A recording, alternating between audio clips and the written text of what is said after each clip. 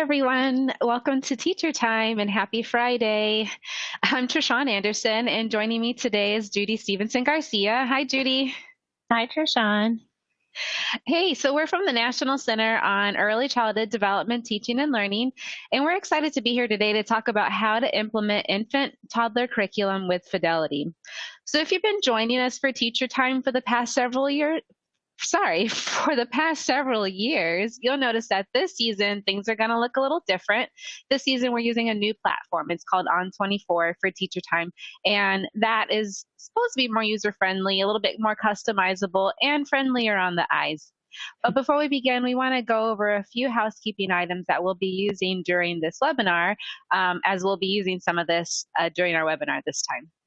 Right. Hopefully some of you, well, you've already found the chat box. A lot of Yeah. you are in there saying hello. So it's nice to see all of you in there introducing yourself, saying hi, telling us where you're from and what you appreciate about your curriculum. And all of the widgets that you open, you get them from the bottom of your screen, but once you open them, you can move them around and resize them. So feel free to move them and make this webinar kind of what you want it to be. We'll use the chat room widget throughout, so make sure you find that, go in and say hello. But if you have specific questions about any of the topics that we are discussing, you can use the Q&A widget. It's purple on your screen, and you can open that up and send a question, and we'll do our best to answer those questions during the webinar. There's a copy of today's slides and the viewer's guide, and then also additional resources that we have for you in the resource list icon. That's green. You can find the resource list. If you open that up, you can download the slide deck, you can download the viewer's guide, and then you can access the other resources that we have there for you. We really encourage you to use the viewer's guide as a way to reflect on the content that we have today, and then any of the other resources that you might find useful. We'd love for you to access those there. You can find additional answers to some of the common technical issues in the help widget at the bottom of your screen. And then also, just so you know, there's going to be an on-demand version of this webinar right after the webinar, about 30 minutes later. You can access it at any time through the link. And we'll also post it on My Peers for you if you want to share it or if you want to view it again. Remember, if you want to continue the conversation that we start here today, you can always connect with us and other teachers and family childcare providers and staff in the Teacher Time community. And you'll find a link to that My Peers community in your viewer's guide, along with other useful resources that are related to what we're talking about today. And then the last thing is, at the end of this webinar, we're going to post a link to an evaluation form. I know you all look for that. So once you click on that link and give us some feedback that we use to improve our future webisodes, you can also then download a certificate of completion for your participation. And if you're watching this webinar along with other colleagues and only one of you registered, you can share that link with your colleagues who can also provide feedback and then get a certificate of completion. So there's a couple people I noticed in the chat box saying that they're having trouble with sound. We have an On24 tech guy that will help us out in the chat box. His name is Jake, so be looking out for some information from him in case you need some help. And also in the Q&A box, there's a separate folder for any tech issues and questions that you want him to directly address. So if you can hear us, we want this next hour to be as interactive as possible. So feel free to chat using the chat box as you guys are already doing, which is great. We're going to be using the purple Q&A box to ask questions to our guest expert. And then each episode this season, we're going to begin with 3 big takeaway points that are going to be related to our topic. And then we'll chat with a guest expert who's going to give us some strategies to take back to our classrooms and family childcare homes. And then the Q&A pod is there for you to ask questions specifically to our guest expert. So make sure to make use of it. And then finally, we're going to end off our episode with some reflection and planning. Sounds good. All right, so let's get started. So today we're here to talk about implementing infant and toddler curriculum with Fidelity. And where we want to start in terms of Fidelity is with the framework for effective practice. And hopefully many of you are familiar with the framework for effective practice, but it represents the 5 components of quality, teaching, and learning. So the first is the foundation. This focuses on providing nurturing and engaging environments for children. And then next we have the first pillar, which focuses on implementing research-based curriculum and teaching practices. The pillar on the other side is about screening and ongoing assessment. And then the roof focuses on highly individualized teaching and learning for children with a real focus on children with suspected delays and diagnosed disabilities. And then finally, at the center of our framework are the parents and families that we support in our programs. So this teacher time season this year, we're focusing on the house framework and what it means really to implement these different components well. And we're going to talk about individualized teaching and learning throughout all of our episodes. If you remember, if you were with us in our last Teacher Time episode, the infant and toddler one, we talked about creating safe and nurturing learning environments for infants and toddlers. Our second episode focused on preschoolers, and that's part of the foundation of the house. Today, we're focusing on implementing infant and toddler curriculum with Fidelity, which is really related to that left pillar, implementing research-based curriculum and teaching practices. And because this is one of the pillars that holds up the house, we think of it implementing curriculum with Fidelity as a way to make that pillar really strong to support the house.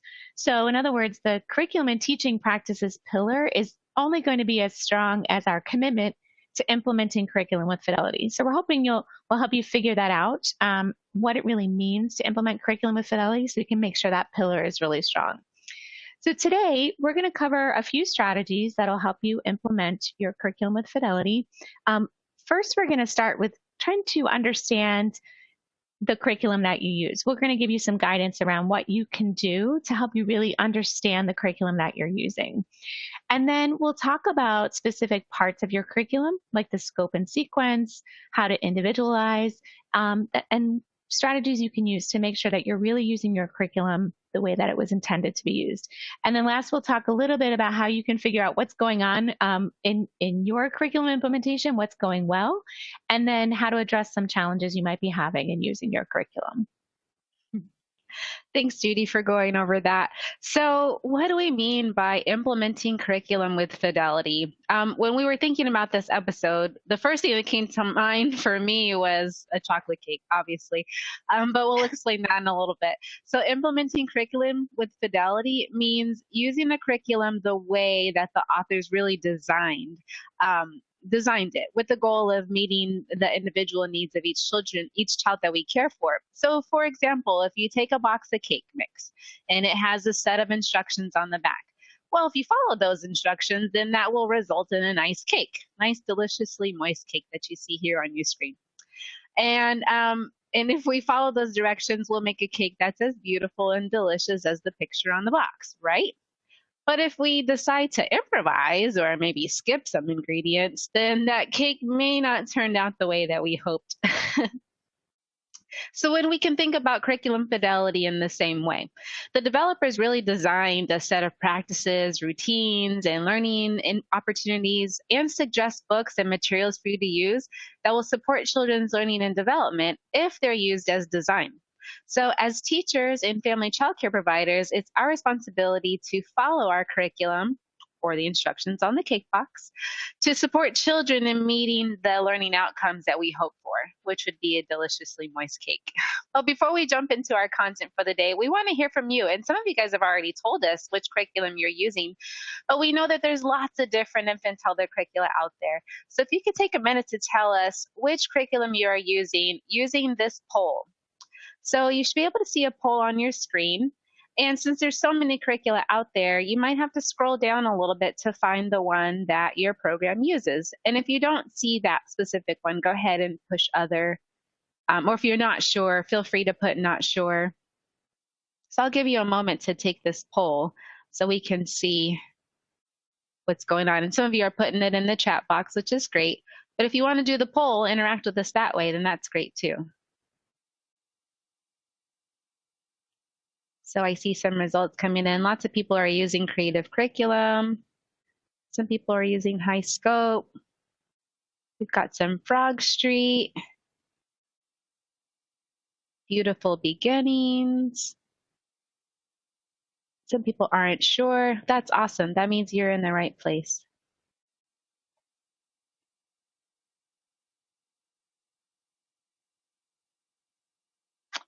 Okay, so let's look at some of the results that we found. And I'm going to scroll down so you guys can see all of them. So a lot of you, about 70% of you guys are using creative curriculum for infants, toddlers, and twos, also known as teaching strategies, which is the publisher. Some creative curriculum for family childcare. Great. So we got some family childcare providers here. Some high scope. About 8% of people are using high scope infant toddler curriculum. And as we go down, we see some Frog Street for infants and toddlers, some beautiful beginnings. We've got a couple not sures and some others. So I'm interested to see what those other is. I see G Whiz, I see PAT, GGK, Parents as Teachers, Partners for Healthy Babies. Great. Yeah, those would be some of our home visitors that we've got in the room using some home visiting curriculum. Yeah, that's awesome. Okay, so to help us get it started, we've invited a guest today to help us think a little bit more about how to get to know our curriculum. Jennifer Marcella Burdett is one of our partners, and she works with Wested. Jennifer spent a lot of her time recently focused on understanding infant toddler curricula and developing resources to help teachers and family childcare providers better understand and use their curricula. So we're going to bring on Jennifer. Hi, everyone. Thanks Hi, for having me. Thank you so much for joining us today. I know you are recovering from an illness, so we're glad that you found your voice so that you can come spend some time with us here today. So it's nice to have you. So maybe just we can start first by thinking about how we mentioned it's really important to kind of know your curriculum. So what are some things that we can do as teachers or family childcare providers or even home visitors to get to know our curriculum better? Definitely. So I think getting to know your curriculum is the first step in implementing a curriculum with Fidelity. And like most things, getting to know your curriculum is a process that's going to take time. And I'm sure a lot of the teachers and providers that are here with us today, they're at various stages of implementing your curriculum. So I'll go through a general process, and then you can think about what's the starting point for yourself or the staff that you work with. So an initial starting point might be to explore the offerings from your curriculum publisher. What kinds of professional development and training opportunities are there? Usually publishers will offer both introductory courses as well as some more advanced offerings for you to expand your knowledge on specific aspects of the curriculum. And then beyond these more formal opportunities, you definitely want to have the physical curriculum materials right in front of you to read and explore, to mark them up if they're your own copies. And if you're just beginning to implement a curriculum, or perhaps you're training a new staff member, a really great place to start is with a curriculum's user guide, a welcome guide, or their overarching manual. Some curricula also have some introductory videos, but these more foundational pieces of the curriculum will really give you a sense of the overall approach and all of the resources that come with the curriculum and how they fit together. And then once you have that initial sense, you can start to dig into the specific pieces of your curriculum, such as the learning goals or the learning experiences or the curriculum's approach to individualization. That's awesome. So I know I just got a box of lots of different curricula, and they come with lots of different things that I haven't quite cracked open yet. But can you tell the audience what are some resources that curriculum typically come with in that big box? Sure. So we're very familiar with opening those boxes and trying to make sense of everything that's inside of them. So like I mentioned, the first thing you'd want to look for is if there's a welcome guide or a user guide or an overarching manual, that's going to give you the initial look into the curriculum. From there, it's really useful to look for the curriculum's learning goals. I think this is one of the first places where you can get a sense of the scope of the curriculum or which domains of development they cover. And these may be right in the manual, but they may be in an accompanying CD or handout or an appendix. So sometimes you do have to look around for them. And then after that, you might want to check out the learning experiences. So how are they offered? Are they activity cards? Do they have lesson plans? Or do they have curriculum webs that are organized into different units? Getting a sense for really the meat of the curriculum. And then a lot of curricula also come with materials that you can add to your environment. So they may have specific manipulatives or books that you can think about how to integrate into your infant and toddler environment. And you also want to see if there's any resources that really focus on individualization to meet children's diverse needs. So are there any resources focusing on how to support children who are dual language learners or children who are learning tribal languages? And if there's any resources that are going to help you individualize the environment and your learning experiences, also for children with disabilities or suspected delays or any other kind of special needs.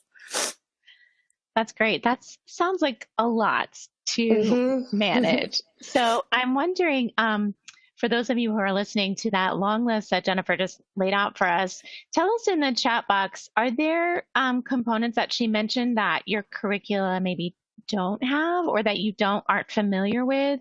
Or is there a piece of your curriculum that you feel like you could use some more support and understanding? Have you read the welcome guide or the curriculum guide in your curriculum? Do you even know where it is? Have you seen it? So tell us in the chat box kind of where your successes or challenges are in terms of understanding what's involved, the materials that are involved in your curriculum. And then while you tell us some of those things, Jennifer, if you could help us understand a little bit more about, I think you mentioned earlier, the meat of your curriculum. And I think in some ways it's really important for us to know what our curriculum says about how children learn and how we can individualize. You mentioned that as a really important piece. So how can we figure out what our curriculum's approach is to those things? So as we know, for infants and toddlers, relationship-based care is really going to be at the heart of curriculum. And infants and toddlers learn best through nurturing and responsive interactions with their caregivers during daily routines, during play, and also as infants and toddlers are actively exploring their environment. So when you're digging into your curriculum's approach, you really want to pay attention to how is my curriculum helping me build positive relationships with infants and toddlers? What kind of guidance are they offering in terms of how do I set up the environment, or how do I support children's development and learning during those caregiving routines? Are they providing some concrete strategies, or are they providing some vignettes and examples that will really help you learn a bit more about their approach to teaching and learning? And especially for infants and toddlers, which we'll continue to talk about today, individualization is key. So hopefully your curriculum provides you some information about how you individualize schedules, routines, the environment, and the learning experiences based on the children that you have in your group. So learning about children's interests and thinking about how to integrate their cultures and their home languages right into the classroom. And if you have any children with disabilities or other special needs, thinking about how to make your environment and the experiences really inclusive and accessible for all children. Yeah, someone mentioned in the chat box that they need more information on dual language learners. So I guess they're seeing that as a gap in their curriculum in terms of how to support dual language learners. And someone else mentioned also that sometimes especially creative curriculum is so intense that it's really hard to get teachers kind of up and running on it to like read through all of the materials. So that seems like a challenge that several of our participants have mentioned. Yeah, and it looks like creative curriculum comes with some videos too that teachers can go online and look at to help inform their lesson plans and things of that nature. So sometimes we don't have the time to sit and read a curriculum guidebook, but going online for a few minutes and looking at a video could also help. Mm-hmm. So Jennifer, for infant toddler curriculum, What do we know about the scope of learning domains that are covered by the curriculum? We're going to talk a little bit about scope and sequence, and I think it'd be great to start to introduce our audience to some of these words. So, what do we know about the scope of learning domains that are covered by curriculum? Sure. So for infants and toddlers, we do know that learning is really integrated, and ideally, your curriculum is going to be offering supports and guidance for how you really facilitate children's learning and development in all domains of development, which is the scope of the curriculum, is which domains does it actually cover. And as they mentioned, we just finished a comprehensive review of infant toddler curricula. So most curricula are addressing the 5 infant toddler domains in the Head Start Early Learning Outcomes Framework, or the ELOF. So that's really great, but it's important to note that sometimes the names of the domains, they might be a little bit different in your actual curriculum. So approaches to learning might actually not be called out separately. It might be embedded within the social, emotional, and cognitive domains. We've also seen that the domain of cognition has been called intellectual development. So it doesn't really matter what they're called, but just really understanding what domains of development is your curriculum addressing. And in order to identify the scope of your curriculum, a good place to start is that curriculum manual. A lot of times they will just list it out for you, what domains they cover. Sometimes they don't, and you have to do a little more digging.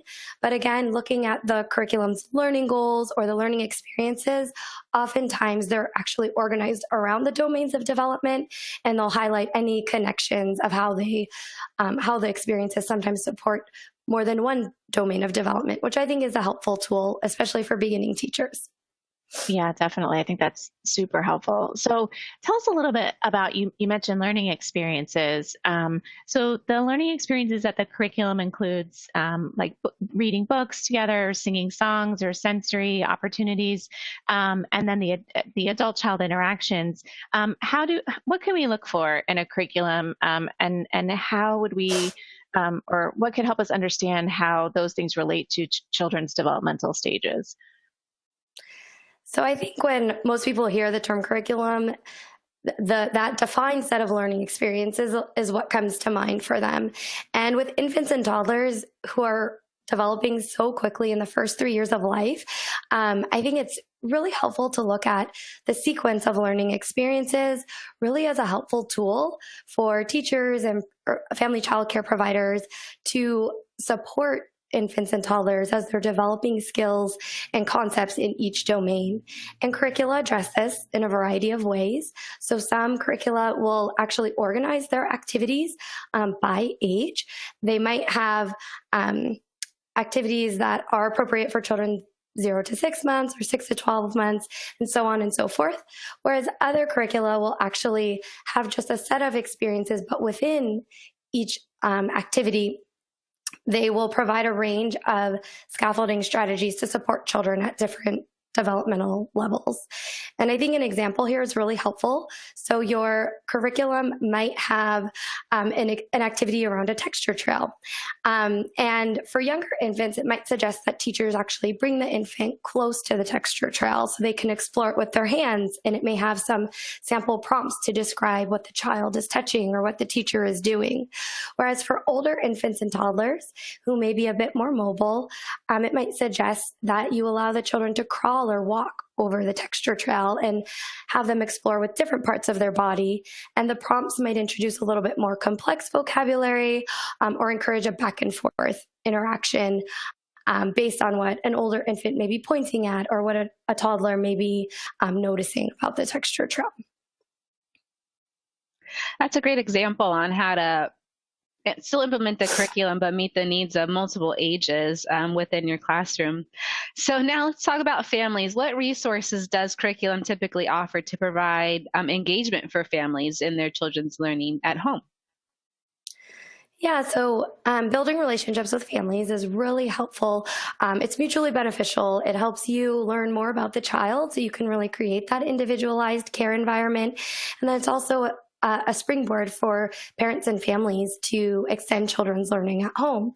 So some of the resources that your curriculum might come with, it might include some parent letters or enrollment forms or interview templates, basically materials that are going to facilitate that two-way communication with families.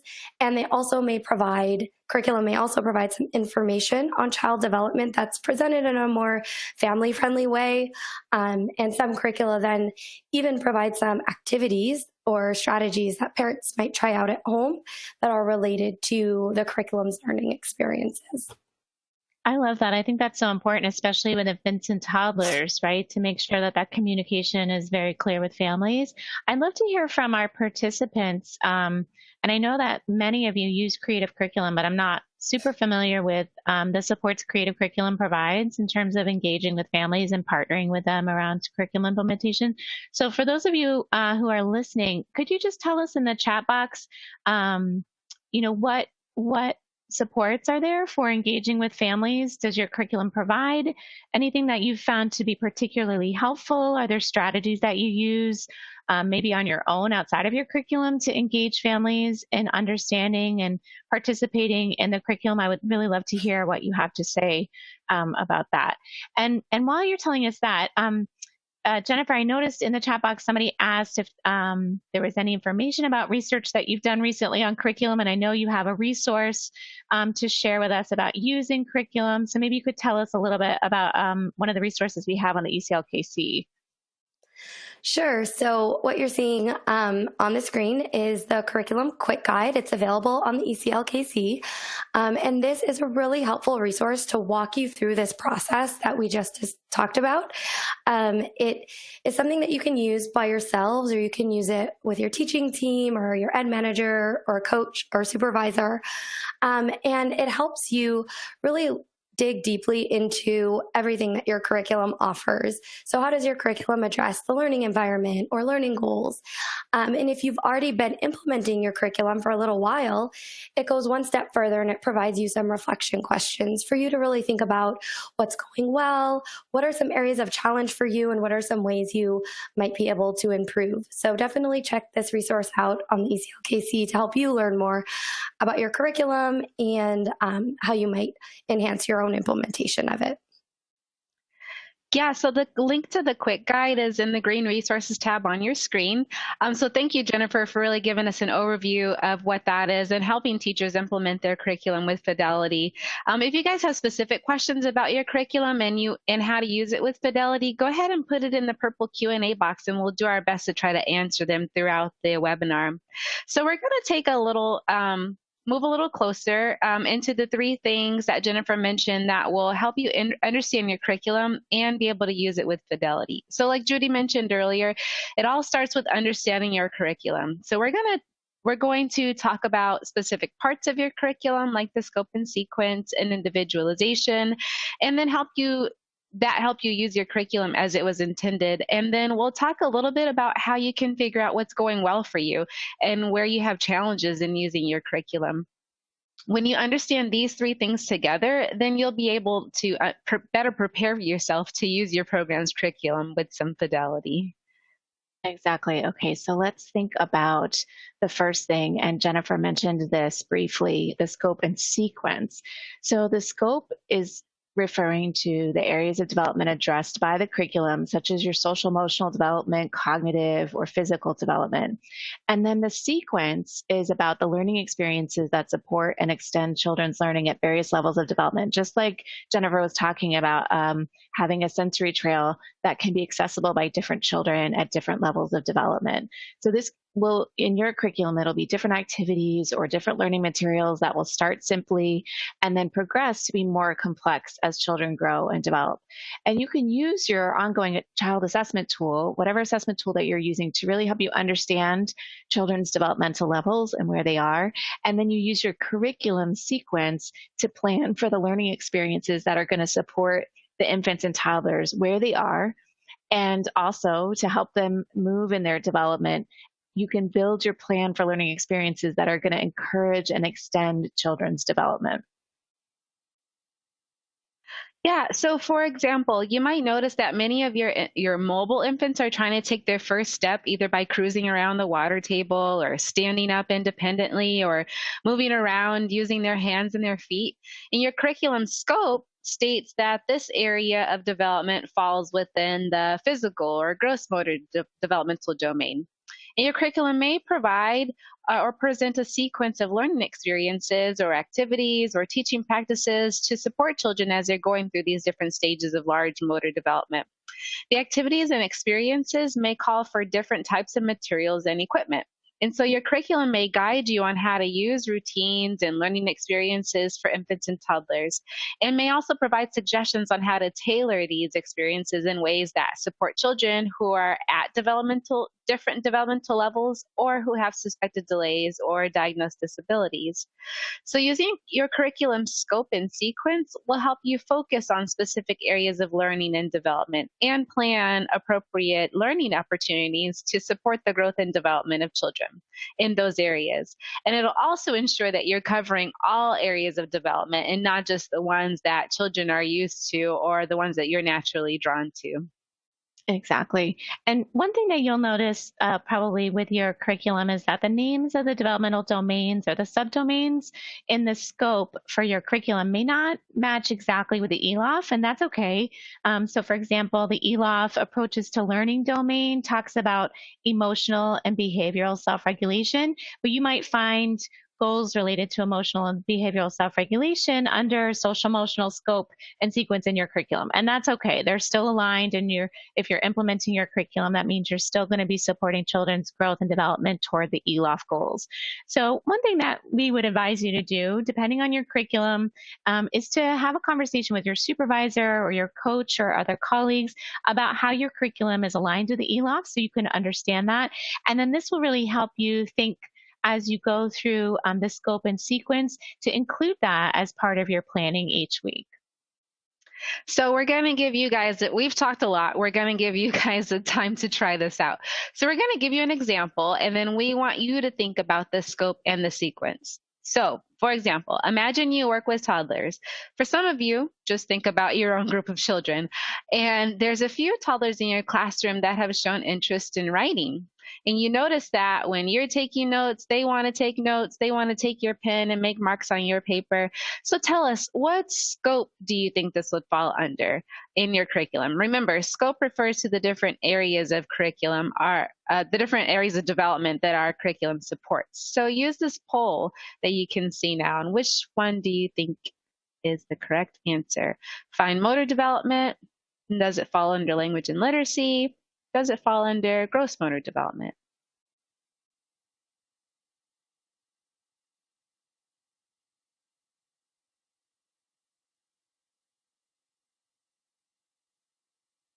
So I'm getting some answers in.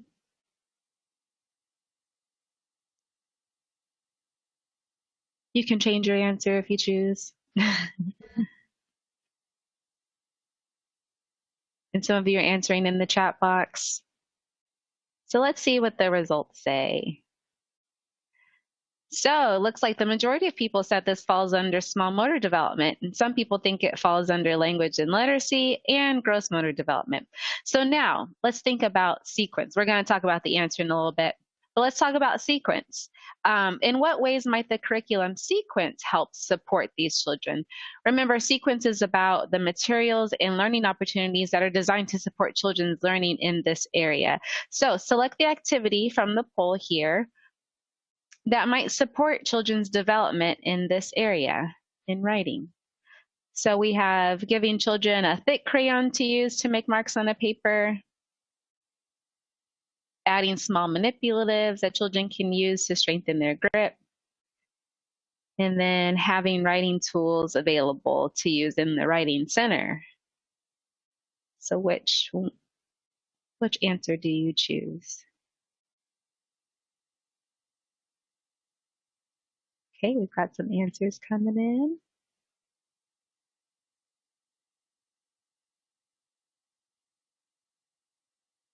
It's like I need a drum roll here. Let's give our answer. So great. So it looks like under the fine motor development of scope, your curriculum may give you developmental progressions of children's early writing skills and may offer suggestions on developmentally appropriate activities and materials you can use to provide for children as they use thick crayons and help beef up their writing skills. So good. So if you chose the small motor, one thing to note though, sorry, before I get into that, one thing to note though for infants and toddlers is that development is really integrated. And this means that children's development in one area can easily influence the development in different areas. And that's what Jennifer was talking about today. So using our example, children's emergent writing can fall under the use of their fine motor skills, but it can also influence their language and literacy and perceptual development. So those of you that chose both fine motor and language and literacy, you're definitely on the right track. Yeah, and I would also say I see that a number of people said all three or included having a variety of writing tools in the writing center. And I would say for our older toddlers, they might be getting to a place where having a designated spot for writing is appropriate. We want to remember too that if we have some younger toddlers or older infants who are starting to show interest in writing, that anywhere can be a writing center. We can offer them materials. We don't have to have a center in our classroom or in our program setting just for writing, which is kind of typically something you'd see in an older, maybe in a preschool classroom, but definitely offering writing materials, like you mentioned, giving them crayons to make marks on the paper is really the main idea that we want to have to provide children with opportunities to explore and grow in that area. So let's take a few minutes to watch a video of a teacher implementing learning experiences in her curriculum using different foods. And so while you watch this video, you should be able to move your chat box so that you can keep your chat open while you're watching the video. But let's think about what her curriculum might have suggested in terms of scope and sequence. So what developmental domains is she focused on? And then what is the sequence of learning and development that she's focused on that's maybe leading her to plan this experience? So let's watch.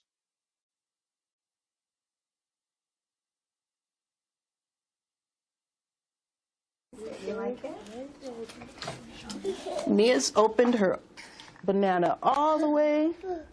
She's getting all the banana out of there. Huh, Mia? Yes. You're pulling that peel with your teeth. Yes, and getting that banana open. How's it taste? Hmm? Does it taste the same or different than the avocado? Hmm? What do you think? Do you think it tastes the same or different? Hmm? The bananas are sweet. And the avocados are not so sweet. They're just plain.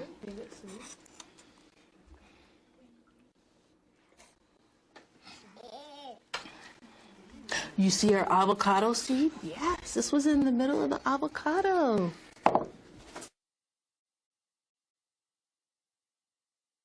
So let us know what you think. What do you think was maybe the scope or the developmental domains that her curriculum is focused on there? Tell us in the chat box what you think. And then also, what are some of the skills that she's hoping to develop here along the developmental sequence?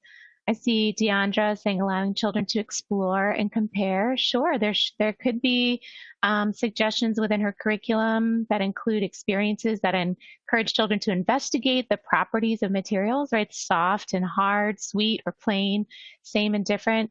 Language, definitely. She's offering them some real vocabulary words, some great vocabulary around the comparisons between self-help skills. Sure. Can you get this banana open? Right? That's one of the things that they were working on. I think going along with that is some fine motor skills, perhaps, in helping them to use their hands to explore lots of language, science and sensory, definitely. We can think with this example, you all are hitting on the right marks there. This teacher was really intentional about her choice to use avocados. We saw an avocado seed in there the children had explored earlier. It's a food that's grown locally and it's relevant to the kids in that program. So they're experiencing different fruits with different tastes and different textures. In perceptual motor and physical development domain in the ELAF, we talk about healthy eating and learning to make nutritious food choices. So that's something that she's promoting. So it's going to be important for you to talk with families and think about your own teaching philosophy, about how you want to introduce new foods, and potentially allowing children to explore the foods by kind of having this opportunity to squish or smash the foods and try them while they're doing that, kind of exploring them with all of their senses. It's definitely important to be mindful of the culture of the children and families in your programs. Make sure that you're implementing curriculum in a way that meets children's needs and then is also representative and respectful of the different cultures that you have represented in your group. Yeah, that's great. I think using food is a great way to introduce lots of different developmental domains. Research tells us that children make more developmental gains when teachers use curriculum materials and teaching strategies in the ways that the authors have designed them to be used. So when you take time to understand your curriculum scope and sequence, you gain a better understanding of the why behind the curriculum's approach, or how sequencing is intended to support children at various developmental levels. And by understanding the rationale and the purpose behind your curriculum's approach, you'll be better equipped to put it into practice in the way that it was designed, which is the whole point of this webinar, is implementing your curriculum with Fidelity, the way it was designed. And doing this while ensuring that you can still individualize for the children in your group setting. Yeah, I've heard from teachers that they feel like sometimes implementing curriculum with Fidelity means that they can't individualize, like they have to stick to a script and really can't flex to meet the needs of individual children. And that is not what we mean when we say implementing curriculum with Fidelity. It's still possible to focus on and understand the scope and sequence and follow the guidance that your curriculum provides, while also making sure that you have enough flexibility to meet the individual needs of all the children that you're working with. So let's think about that just a little bit more closely, the individualization. If we go back to the cake example that Trishan mentioned at the beginning, sometimes a recipe will call for a specific ingredient, for example, maybe vanilla frosting. But if I was making a cake for Trishan, I would not be using vanilla frosting because I know she loves chocolate. So what am I going to do? I'm going to follow the directions. I'm still going to let the cake cool before I put the icing on, right? Because that's a very important step when you're icing a cake. But instead of using vanilla, I'm going to try to adjust my baking to meet the needs, the interests of my friend Trishan, to make sure that I have a cake that comes out okay, but that's also going to be something that you want to eat. So this is kind of how we think about our curriculum and implementation. Individualization means that you're responding to the needs of the children that you are working with. And especially with infants and toddlers, it's so important to understand their unique interests, their natural curiosity, their individual abilities, so that we're really paying attention to where they are developmentally, what they need. And then our work is to implement a curriculum that really fits the children in our group, but also in a way that's going to meet each child where they are in terms of their schedule, in terms of the learning opportunities that you provide. The experiences for the children in your program should feel like they're designed for those specific children that you are working with. Thanks for my chocolate cake. When you're working to individualize within your curriculum, there might be times where you're going to need to adjust your routines, your teaching practices, your learning opportunities, or classroom schedules to fit the needs of these specific children. And our Head Start performance standards, or Head Start program performance standards, speak of making significant adaptations to curricula. However, what we're talking about today is for just minor changes. So when they talk about specifically major changes, the Head Start performance standards are talking about changes to the curriculum that affect the foundational components, like the learning goals and the scope and sequence, or the content in the specific learning domains.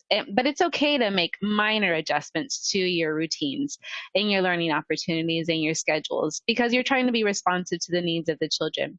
But if you have questions about how to make these adjustments, speak to your supervisor or your coach.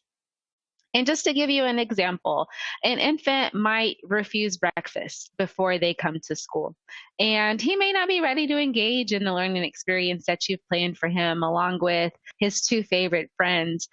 So you adjust the normal routine and you give him a snack first, knowing that you're going to adjust later in the day or even within the week, and circle back to that experience to give him that learning opportunity so that he can get the most out of experience and not really try to force him to do it while he's hungry. You'll notice that meal times and routines really help reinforce the skills that you're planning in your activities. Meal times, diapering, and different routines are great times to build learning experiences for infants and toddlers because they're a big part of the day for babies. And routines are really helpful for children who are dual language learners because you can use this time to really interact with them one on one or in small groups, and you can really individualize during this time as well. So, incorporating children's home languages when possible also helps promote children's language development. So, we can individualize in lots of different ways. Yeah, I think it's really important. We have some questions in the chat box about, so what is it? What does this mean to implement curriculum with fidelity? And I think, and someone has mentioned, or I think it's really helpful, staying true or faithful to the curriculum. So while you're still going to offer, you're going to have routines in place that you're going to use. You're going to have learning opportunities. The responsiveness to the child is where the individualization comes in. And that doesn't mean that you're not being true to the curriculum. You're still going to offer these opportunities. But at the same time, you have to respond to the children that you're working with to make sure that you're meeting their needs. So if you have dual language learners, like you mentioned, you might want to have stories or finger plays in the languages represented by the children in your classroom. Or if you're in an area where you have children who in a farming or rural area where a particular crop is in season and you want to explore the process of growing this plant, like the avocados, right? That's something that you can bring in that would be individualizing based on the children and families in your program, while still staying true to the goals and the scope and sequence of your curriculum. If you work in a family childcare setting, it's really important to make sure that you have some individualization because you really are meeting the needs of lots of different children who are at lots of different developmental stages. And so this will take a little bit of extra planning. And then also, what's really important is if you have children in your programs who have suspected delays or identified disabilities, we just naturally have to adapt our learning opportunities and our environments to make sure that we're meeting the physical, social, emotional, or language abilities of the children in our programs. So if you work with a child or children who have identified disabilities, they'll also have an individualized family service plan or an IFSP. That document gives you specific guidelines for how to meet the needs of those children. So all of those things are going to help you support individualizing while also making sure that you're maintaining the kind of major components of your curriculum. I think, Trishan, we have an activity that might help our participants understand this distinction a little bit. Yeah, it is. So we're going to play a game. We'll give you a couple of examples of individualization, and you tell us if we are still implementing the curriculum with fidelity. So let's go with the first example. So teacher Shayna's curriculum calls for exploring different textures during outdoor play. And it's been raining all week long, and she hasn't been able to get outside and take her toddlers out to do this activity. But instead, teacher Shayna decides to explore different textures in different areas of the classroom. So, is she still implementing the curriculum with fidelity? Go ahead and tell us go ahead and hit the poll or tell us in the chat box, yes or no. What do you think? So her curriculum calls for different textures outside. She can't get outside, so she does it inside instead. What do you think? Is that still implementing curriculum with fidelity? We've got lots of yeses. Yes, the correct answer is yes. So sometimes you have to make modifications in your daily routine to meet both the needs of the children and the weather, but finding ways to still provide the children with the learning experiences that the curriculum suggests. So that's one example. Let's try another one. Good job, guys. So in this case, we have Adriana. Her curriculum guidebook says that she should be facilitating toddlers' gross motor, hand-eye coordination. So gross motor, hands-eye coordination. And the suggestion in her guidebook is to have children throwing and catching softballs outside on the playground. Not softballs, but balls that are soft. Adriana doesn't have any of those kind of balls. So instead, she provides puzzles to help them work on their eye-hand coordination. So is this still implementing the curriculum with fidelity? Let's see what you think.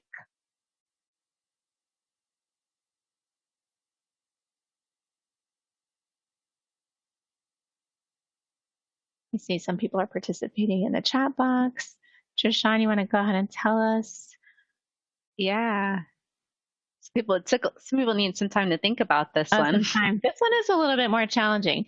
So, well, so here and this is a good question, but we're going to say no because when you think about the adaptation, it's not meeting the goal of the curriculum, which is to facilitate gross motor. So she's still looking at motor skills and supporting fine motor or small motor skills, but the puzzles have a different material for it supporting a different skill level. So we want to make sure that if you're going to make an adaptation, that you're still focused on meeting the developmental needs that are the focus of the learning opportunity, which in this case is going to be gross motor. So she would probably want to find something else to help children throw and toss. If she doesn't have a ball that's soft, she might have some other kind of soft material that would kind of get at the same learning goal. Good. So let's go with the last one. So Carmelo's curriculum says to help infants begin to understand how their bodies move and where their bodies are in space by singing songs that call for identifying their body parts. So the curriculum suggests singing head, shoulders, knees, and toes, one of my favorites. Carmelo thinks older infants might enjoy this, but he has some younger infants who really smile and love when he sings "If You're Happy and You Know It" to them. So he finds time to sing that song to them each day during the day. And so he names the body parts, he claps his hands, he stomps their feet, he touches their nose, and he gently moves the children's hands and feet as he sings the words. So do you think he's developing his curriculum with Fidelity still? Let's give you some time to answer.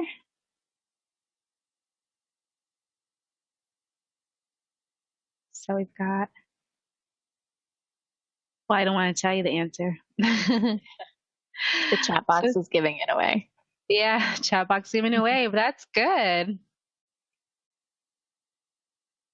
So yeah, the correct answer is yes. So although he changed the song, like teacher Adriana, she changed the material, but he changed the song, but he's still staying true to the purpose of the activity, which is helping children understand how their bodies move.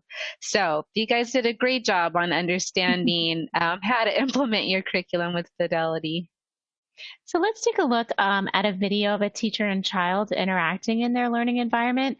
And I think this will help us understand a little bit about the implementation. So as you're watching, tell us in the chat box what you see in terms of this teacher using what she knows about the child to implement her curriculum with Fidelity.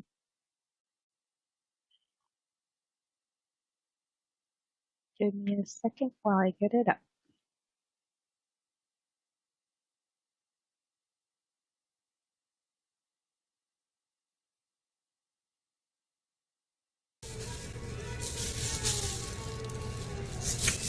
Samaria.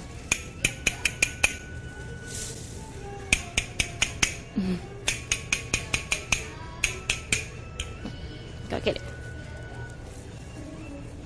Go get it. Look, right here, look. Here we go.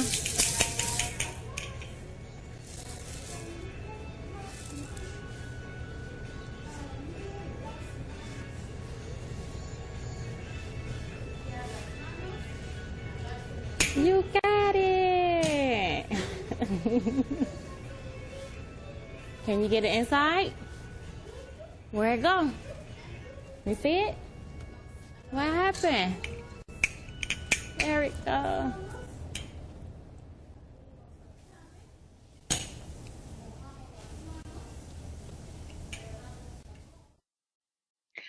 So I don't know if any of you noticed here, she obviously she's supporting this child and moving freely and independently in her environment, but also she kind of challenges the child, and this has to do with like the sequencing, right? Like offering opportunities that will challenge a child. She puts the toy a little bit further away to encourage the child to move toward it, which I think is great. She puts the toy up a little bit higher to encourage the baby to try to stand. So this is all her understanding of the child's development, where she is, and then where she needs to go physically.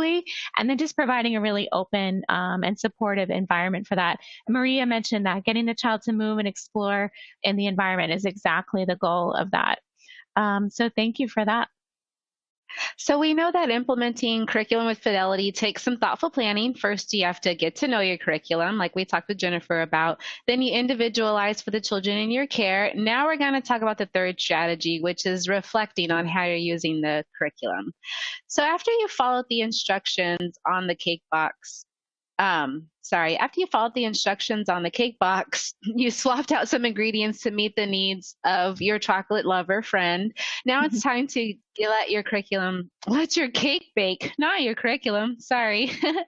During this time, you're reflecting on your work and observing your cake bake in the oven. In other words, you've studied your curriculum scope and sequence, including how they align with your classroom routine and teaching practices. And you've individualized some of the materials and learning experiences for the children in your care. Now you can reflect on your implementation. Yeah, so tell us in the chat box if you have thought about this. What parts of your curriculum are easy or hard to implement? Some of you have already mentioned some of those things. What's confusing? How well do you individualize? Are your learning environments, routines, and teaching practices in line with what the curriculum recommends? These are big questions about whether or not you're implementing curriculum with fidelity. And then you want to take some time to look, observe closely how the children are engaging in the environment and with the experiences you provide. Are they interested? Are they exploring the environment? Are they challenged? Tell us some things in the chat box, maybe that would be clues that you might need to adjust your curriculum or your implementation of your curriculum. So for example, you might notice that some toys in your room are never played with. So what would that be telling you? If you notice that there are toys that your children are just maybe not interested or never play with, what would that tell you about how your curriculum is working? You might think that if a child is easily frustrated with an activity that's too hard for them, then they're not going to want to play with the toy or the activity. You might see that children are kind of wandering around and don't know where they need to be or are not interested in the toys that are offered. The toys might be too easy or too simple for them, or they might be too challenging. And sometimes this can lead to some behaviors that we find challenging. Mary said toys may not have been introduced properly. Ruby said negative behavior, right? So sometimes, if a child is bored with a toy, they're going to throw it instead of play with it because they're kind of done with it, right? So we want to make sure that we're focused on that. Let me see what else we have. If the children are not engaging with materials, you might see some negative behavior. Yeah, so that's a good thing. If you're noticing negative behaviors, it's a good indication that you might want to focus a little bit more closely on the activities and materials that you're offering. So as we close, we want to remind you that curriculum developers design a set of instructions and activities and have suggested books and materials that would enhance children's learning if they're done properly. And as teachers and family childcare providers, it's our responsibility to really follow this curriculum in order to achieve the learning outcomes intended. With that being said, we encourage you to get to know your curriculum so that you can be confident in implementing it. Individualize the way you use your curriculum so that you can meet the needs of all children, and reflect with a colleague or a coach or by yourself after a full day, a week of teaching, and think about what are you doing well and what are some challenges you've noticed with implementing the curriculum. Being reflective and thoughtful about your teaching practices really helps children get the most out of their day. And if you look at your viewer's guide, you'll see that we've given you a few questions to reflect on about your curriculum and teaching practices, and we encourage you to reflect on these questions and see how you've made a difference in the way that you use your curriculum. That's great. So the last two things we want to highlight, first is the Safe Foundations Healthy Futures campaign, which many of you have probably heard of. This is we can support this through research-based curriculum because they're designed to keep children safe by giving you a structure for your day. And when your curriculum is planned for and followed as it's intended, you have more time to be present with your children and enjoy the time together and provide a safe and nurturing learning environment. And so you don't have to worry about kind of implementing or paperwork that's involved or planning. If you have it planned and you know your curriculum well, then you can implement it and really be present for your kids. The goal of this campaign is to make sure that all children are safe and to eliminate preventable risk to children's health, safety, and well-being. And here at Teacher Time, we're supporting this effort by giving you some really practical ways to implement your curriculum with fidelity. You can follow the latest news and information in the Safe Foundation's Healthy Future campaign by joining the Safe Foundation's Healthy Futures community on My Peers. Also available in the resource widget are links to an ECLKC page that provides resources on creating a culture of safety. So we encourage you to, again, join us on My Peers, the Teacher Time community, the Safe Foundation's Healthy Futures My Peers community. Go online and give your info for the Text for Teachers and eLoft to Go. Those are both in English and Spanish now. And then we want to remind you about the next upcoming Teacher Time episodes in January and in February. And then all of these links can be found in your viewer's guide. So great. Well, that brings us to the end of our hour. Please go to My Peers if you have additional questions about implementing curriculum with Fidelity. You guys have been wonderful in this chat box, supporting each other and giving each other tips and ideas for how to implement curriculum with Fidelity. So go to Teacher Time, the community on My Peers, and continue the conversation there. And Trishan and I are in there too, so we'd love to chat with you on My Peers. And we hope you all have a wonderful new year, and we'll see you next year on our next Teacher Time episode. And hang on for the evaluation link because it's coming. Yes. Go ahead and fill that out and send it to colleagues that may not have registered and have them fill it out as well. Nice chatting with everyone. Yeah, thanks everyone.